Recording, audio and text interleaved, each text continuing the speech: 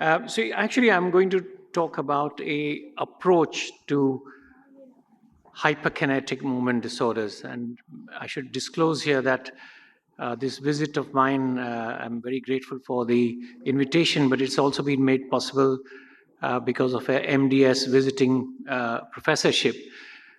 So I don't know how many of you here are members of the Movement Disorder Society? Anyone, members? So quite a few. And the others who are not, this may be a little appetizer for you to consider becoming a movement disorder member. So if you ask a lay person, and I apologize to my learned movement disorder people, because this is really meant as a appetizer, as something for people who are not familiar with movement disorders. So if you, can you have the sound, please? So the world of movement disorders is tricky for people who are uninitiated. And I think the way you go about thinking about this is, are you dealing with a hypokinetic condition or are you dealing with a hyperkinetic condition? And in the hyperkinetic condition, is it a tremor disorder? Is it a jerky disorder? And that there are three types of jerks, tics, chorea, myoclonus. Or are you dealing with abnormal postures, which is dystonia? And there are, of course, other movement disorder conditions, ataxic condition, gait disorders, sometimes even neuromuscular conditions, spasticity, but we are not talking about those today. And as I said to you, broadly speaking, you are dividing this into hypokinetic conditions, less than normal movement, or bradykinesia as the dominant feature there, or hyperkinetic disorders, which we call dyskinesia as a broad term, where there is excessive, too much movement, more than normal. This is the approach which I would suggest to you. Never jump to a diagnosis. Think about it in this three levels. So this is what I learned, and I'm trying to give it to you. Firstly, phenomenology. What is the main category of the movement disorder? Hypokinetic versus hyperkinetic, and in that hyperkinetic, which particular form? Sometimes it's tricky because it can be a mixed movement disorder, but make up your mind to use one pair of glasses and say, I think I'm going to go with this. Level 2, what is the distribution of the movement disorder? And what are the associated signs or features? And this may include history and other features and so on. So for example, if you've seen somebody with chorea and you notice that there is also a peripheral neuropathy, that is your level 2, where you're making a combination of the movement disorder with other features. So you are defining the syndrome. And then level 3, investigations keeping in mind that syndrome. So you will have a little list in your mind for that example which I just gave you, chorea plus peripheral neuropathy. What are the causes of that? So you may think about neuroacanthocytosis and things like that. So you are making in your mind level 1, level 2, and then level 3. And that helps you reach a possible etiological diagnosis. So I already mentioned to you, we are talking today about hyperkinetic, and I mentioned to you that these are the main 5 types, and you need to decide which group does the patient best fit in, okay? And now I'm going to go into individual dyskinetic conditions and give you some hints about how you might approach people in that particular domain. So tremor is a rhythmic oscillation of a body part. In my view, there are certain aspects you need to pay attention to with regard to tremor. Phenomenologically, when does it occur? Is it mainly at rest? Is it on posture? Is it kinetic? Is it task or position specific? This is very important for you because it gives you a clue to what sort of conditions you may be dealing with. So resting tremors, as you know, you're talking about Parkinson's disease and other Parkinsonian conditions. Keep in mind dystonic tremor, rubral tremor, severe essential tremor may have a resting component. But essentially, you're going into the Parkinson disease and related disorders. Postural tremors, essential tremor, enhanced physiological tremor, but of course, Parkinson and dystonic tremor there too. Kinetic tremors, cerebellar disorders. So this is a very nice way, just by observing when does the tremor happen mainly. Second aspect, anatomical distribution. Which body parts are predominantly affected? Is it the limbs, arms, legs? Is it unilateral, bilateral? Involvement of the head, tongue, trunk. This is an important aspect which we'll come to. Third aspect, associated features. So don't just sit there and admire the tremor. You picked up the tremor straight away. Pick up the other signs. Is there dystonia associated? Is there a cerebellar component? Is there Parkinsonism? And look for bradykinesia and reflexes, because sometimes a peripheral neuropathy can give you a tremor. So this is the most important aspect. What company is the tremor keeping? Or is it an isolated tremor, meaning you didn't find any other signs? It's only tremor. And the reason for that is that nowadays we are thinking about tremor like this: isolated tremor syndrome or a combined tremor syndrome. And in the isolated tremor syndrome, there are now many syndromes. So this is the new classification of tremor which we did with the Movement Disorder Society. I'm not going to go into each of these, but you'll see that in the isolated tremor syndromes, you have essential tremor or isolated segmental action tremor, and so on. We'll come to that. And in the combined tremors, the tremor may be combined with other things like dystonia or Parkinsonism and Holmes tremor, etc. So the new classification of essential tremor is that it is an isolated tremor. It's a syndrome. It's not a disease. So people think of essential tremor as a disease. It is not a disease, because essential tremor, what looks like essential tremor clinically, can be due to many different etiologies. So all you can do is you are looking at the patient and saying, is it an isolated tremor? And for definition of essential tremor, bilateral upper limb tremor, postural tremor, present for at least 3 years. There can be tremor in other locations, in addition to the postural tremor of the arms, for example, in the head, but there should be absence of other neurological signs, because this is an isolated tremor disorder. So no dystonia is allowed, no ataxia is allowed, no Parkinsonism is allowed. Okay? We realize that there are people where there is difficulty. So sometimes you see this patient, you got a postural tremor, but a little bit of abnormal posture, not enough to say there's clear dystonia. You say, okay, so we've got a new category, which is called essential tremor plus. Or you're doing the finger, nose, finger, a slight, you're not sure, is there ataxia, not clear ataxia, no other signs, no nystagmus, no, that goes into ET plus. You're making them do the task to do Parkinsonism, no clear Parkinsonism, but you wonder, is he slightly slow? Goes into the ET plus. ET is pure, isolated. You're clear, there's nothing else, only tremor. Okay? In the past, people used to have isolated tremors of the head, and they would call it ET. That is not ET. It's no more under ET. For ET, you require bilateral postural tremor of the arms. Okay? Task-specific tremors are not ET. Sudden onset tremors are not ET. It should be present for 3 years. So this is now it's very difficult to find pure ET people. Okay, so this is a young lady, and she's going to put her arms up hopefully soon. And you see she's got a bilateral fine postural tremor. There's a little bit of abnormal of the finger. This is quite often happens, but I'm happy to say that this is essential tremor. There will be a family history, alcohol response, etc. Now here, this is a lady. It started approximately 22 years ago. So she started a long time ago. First, quite mild. It was mild. And only in my right hand. Only in the right hand? Over the years, it's gradually got worse, and it's now in both my hands. It has now affected my life quite considerably.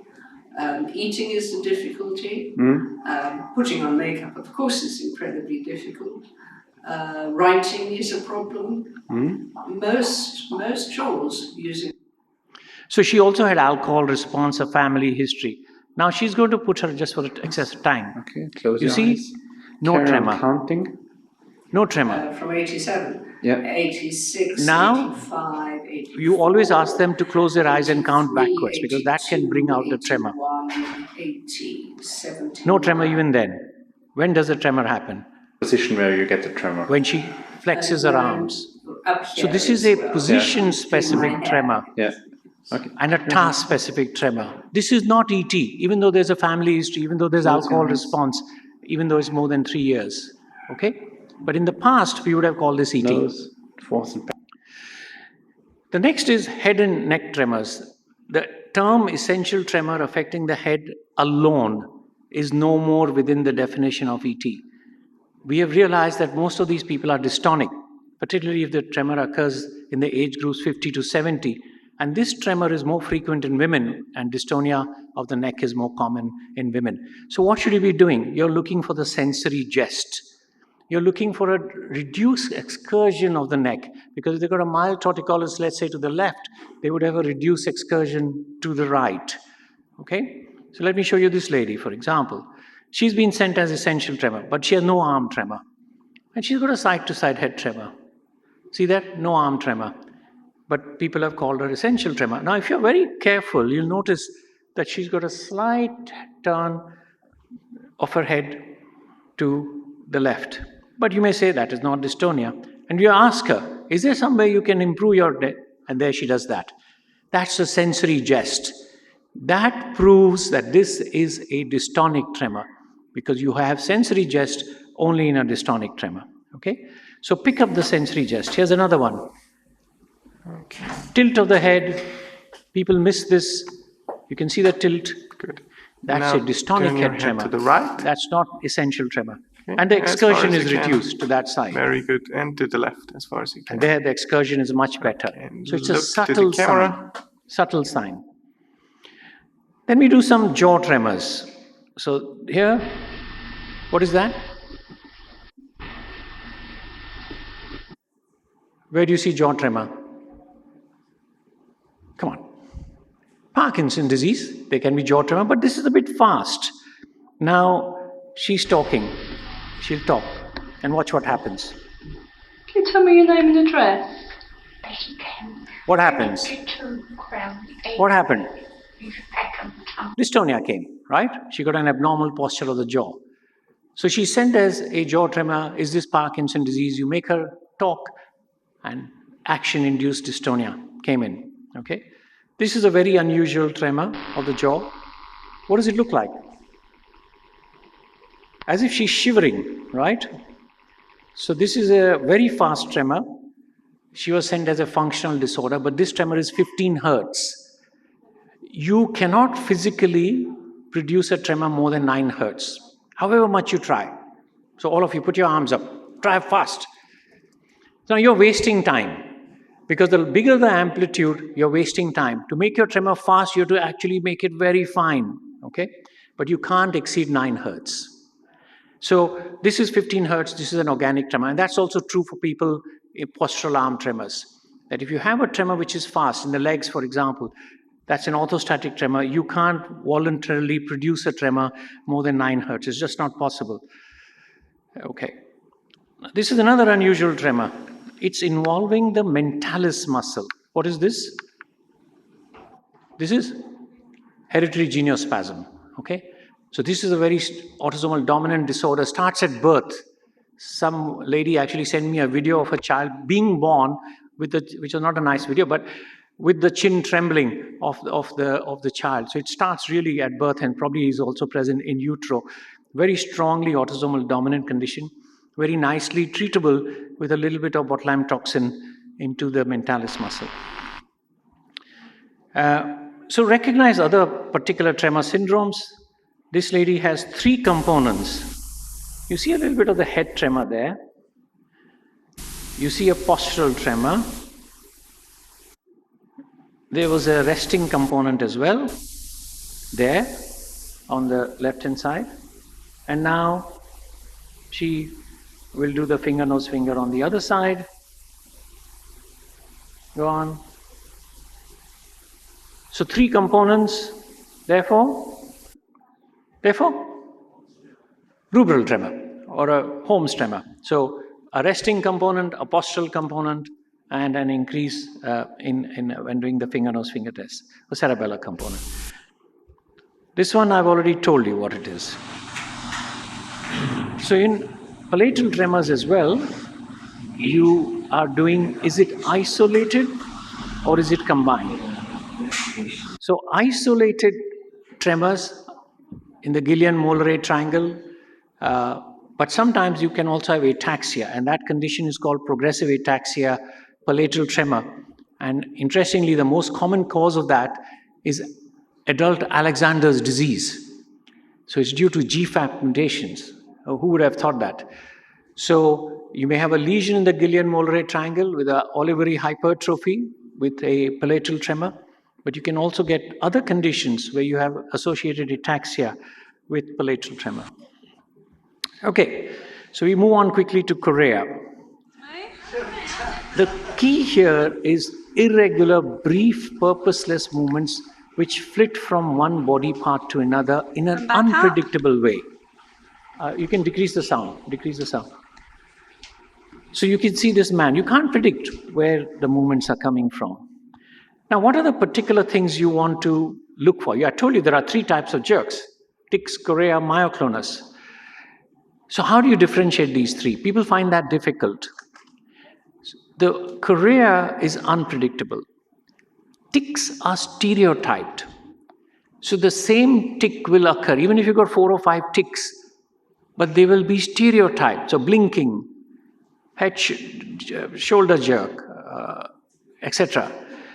The second thing you look out is for quasi-purposive action within chorea. So they are having the choreiform movement and then they adjust their glasses. That's a quasi-purposive movement. They're having the chorea and they adjust their belt of their trousers. That's quasi-purposive. You don't see that in myoclonus. You don't see that in tics. Okay? Last thing is always take the shoes and socks off of your patients with hyperkinetic movement disorders. You don't generally get tics in toes. So no tics in toes, but you get chorea in the toes or in the feet. So you see the toes squirming, it's very unlikely that's tics. That's likely to be chorea. Okay? So, and also myoclonus is very uncommon in the feet. So these are just some simple things you're looking out for. Okay? There are many causes of chorea. So how do you go about it? Acquired and inherited. I would suggest 5 main considerations when you're thinking about a chorea syndrome. Age of onset. Type of onset. Is it acute, subacute, chronic? Distribution of the chorea. Are there other clinical features? And of course, family history and drug history. Okay? 5 main considerations. And let me show you examples of that. Now, both of these people have chorea, but the age of onset is making the consideration. You play the piano with your hands. Why? Fine, okay. With your For left regard hand, the etiology. do this 4-finger exercise. So she's very young, right? Okay. In her, you would consider Sydenham's chorea. And in this person, who's late in life, maybe Huntington's, maybe other causes. So the age of onset, you wouldn't consider Sydenham's in that older man. So the age of onset is crucial. The distribution is crucial. Like this guy, his is in the face. Yeah? While here, it's one leg. So if it's in the face perioral, what may be the cause? Drugs. Perioral dyskinesia, tardive dyskinesia. And the clue was because it was around the mouth alone. And in her, it's one leg. So cause stroke. This is monobalism. Okay? So distribution is very crucial. And the third is making syndromes. Is the chorea associated with something else? So chorea with dementia, Huntington disease, prion, etc. Chorea with eye movement abnormality, Huntington disease, ataxia, telangiectasia. Chorea with peripheral neuropathy, neuroacanthocytosis. Chorea with ataxia, neuroacanthocytosis, DRPLA, spinocerebellar ataxia. So you're putting together syndromes, okay? And that will help you come to the etiology. Tics, brief, repetitive, stereotyped, and tics can be suppressed, but at the expense of that inner tension. You have the tension, they tell you, I was suppressing it, but I feel a tension inside me. And tics are very common, okay?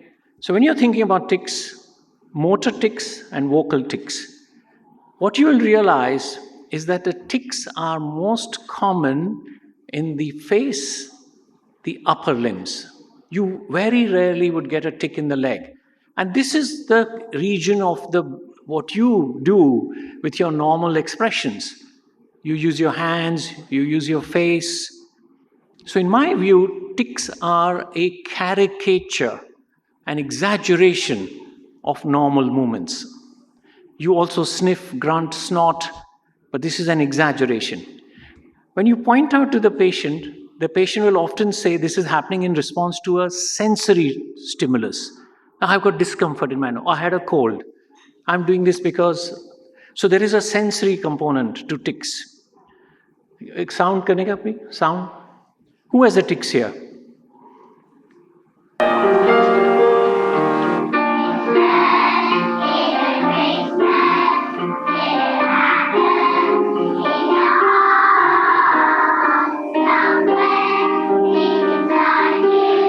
So you see, all of them are twitchy, right? Children are twitchy in general. But who has the tics? That guy, right? Why? He's similar to the other guys, but it's just an exaggeration. It's an exaggeration. It's a caricature of normal movements, okay? So that's the reason why they are in this area, because that's where you move. You don't sit and thrash out your legs normally, okay? And of course, tics can be a difficult problem. This is a leader of a mosque, and he has tics and he has a bit of coprolalia. So it became a bit of a problem for him. Okay. So how do you approach tics? Is it a transient tic disorder? Very common in children, boys particularly. Is it a chronic tic disorder which is present for more than a year? Or if you have motor and phonic tics, that's Tourette's for more than a year. Okay? So in children, quite often they go through a phase, particularly male children, where the parents get very worried, what has he got and so on. Nothing to worry about. It's a transient tic disorder. Tourette's is where you need motor and phonic tics for more than 3 years. Keep in mind there are secondary causes of tics too. So that's very important to keep in mind. Myoclonus, brief, shock-like jerks. So these are the quickest of the three movements. They are brief, shock-like. All of you have myoclonus, yes? You have myoclonus, hypnic jerks, hiccups. These are myoclonic, physiological myoclonus, but there are a number of causes of myoclonus. This is one place where you need help of an electrophysiologist, okay? Because myoclonus can arise from anywhere in the nervous system. So if it is cortical myoclonus, these are basic principles. It's distal. It is action-induced, stimulus-sensitive, and distal. Quite often there may be epilepsy associated. And you can do electrophysiology, do back averaging, look at enlarged SCPs. Basal ganglia myoclonus is proximal. Why do we call it basal ganglia? Because quite often there is some basal ganglia dysfunction, like dystonia present. So dystonia plus myoclonus, proximal, epsilon sarcoglycan. Brainstem myoclonus is auditory. So your startle response is brainstem myoclonus. And spinal myoclonus is localized to that particular spinal segment. And you can show this very nicely with electrophysiology, okay? So I'm just showing you some examples. This is somebody with cortical myoclonus, Unverricht-Lundborg disease. You see that she touches her face, she gets a jerk. So stimulus sensitivity. Right, okay. Now This is somebody with basal ganglia myoclonus. Just describe in your words at what age. You can see the face Have any and the neck. problems? She's got dystonia of the neck. You got myoclonus, so this is basal ganglia. And this is somebody with spinal myoclonus. Only one segment, S1, alpha S1. Okay, dystonia. involuntary muscle spasms. Can I have a couple of minutes, please? Abnormal postures. Just like this tremor, you're thinking about isolated versus combined. Why? Because most of the isolated dystonias used to be called primary. You don't find anything wrong in investigations. Imaging is normal, everything is normal, okay? Combined dystonia, where you have Parkinsonism, dementia, etc., is usually due to an environmental or a heredodegenerative cause. So this is very important for you, okay? And what you have to recognize is that in isolated dystonia, there are two main phenotypes. One is the young onset, which starts in the legs, and it spreads and becomes generalized. And these people have DYT1 dystonia.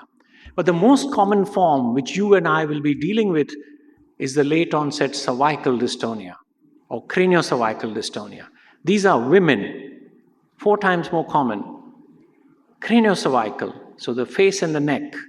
And apart from dystonia and tremor is allowed as part of dystonia, they have nothing else.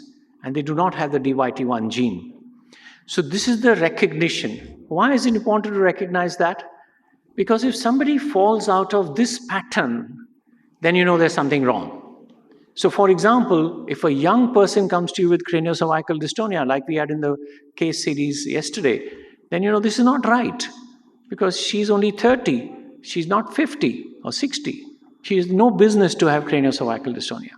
Or the opposite, an adult comes to you for the first time with limb dystonia of the legs. That's not right.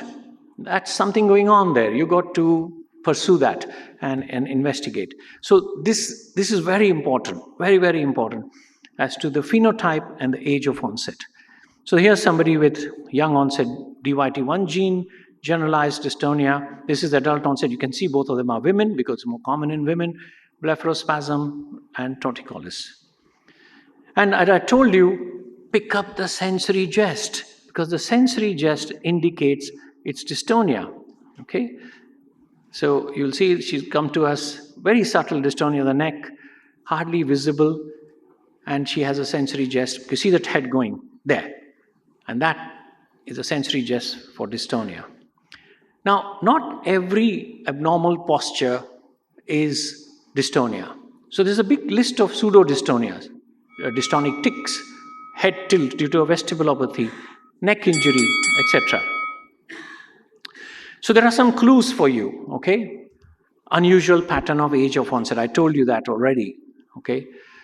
Rapid progression, fixed hemidystonia, all these are suggestive of that there's something else going on and you would investigate.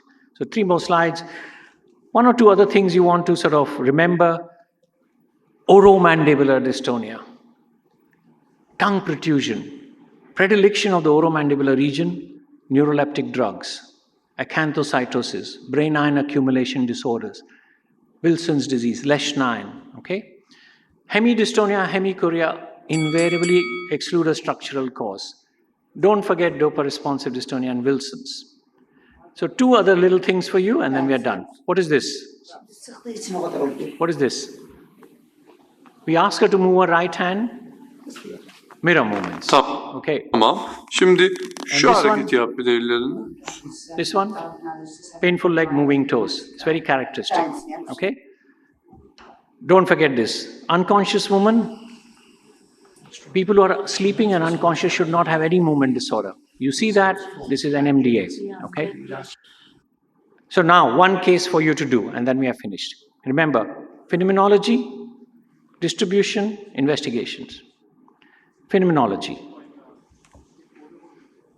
Hyper or hypokinetic? Hyper. Tremor? No. Jerky? Jerky? Yes. Which type of jerk? Tics, chorea, myoclonus. Chorea. Now make this syndrome. How old is he? How old is he? Elderly. Okay. Which one question you would want to ask? Family history. Positive. Okay. Quasi-purposive. You saw how he adjusted the belt? So that's what you've done. Huntington's disease. Okay? Level 3, etiology, Huntington disease. So easy. Now you know movement disorders. Thank you for your attention.